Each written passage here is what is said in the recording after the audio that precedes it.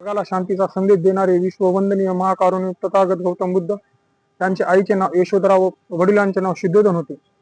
यशोधरा माईला स्वप्न पडले की त्यांच्या स्वप्नामध्ये एक पांढरा शुभ्र हाती येऊन त्यांच्या अंगावर पुष्प फुलांची उधळण करत होता.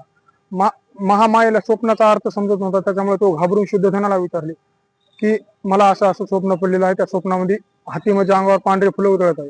शुद्धोधन राजांनी थोर पंडित बोलावले.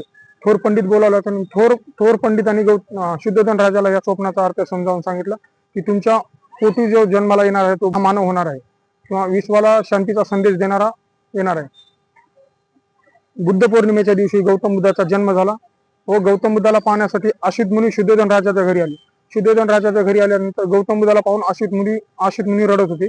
शुद्धोधन राजाने अश्वित मुनीला या रडण्याचे कारण विचारता अश्वित मुनी म्हणाले, हे जे बाळ आहे ते झाला तर मोठा सम्राट राजा होईल, नाहीतर सम्यक संबुद्ध होईल, पण ते सम्यक संबुद्ध झालेला पाहण्यासाठी मी या जगात नसेल, असे शुद्धोधन राजाला अश्वित मुनीने सांगितले.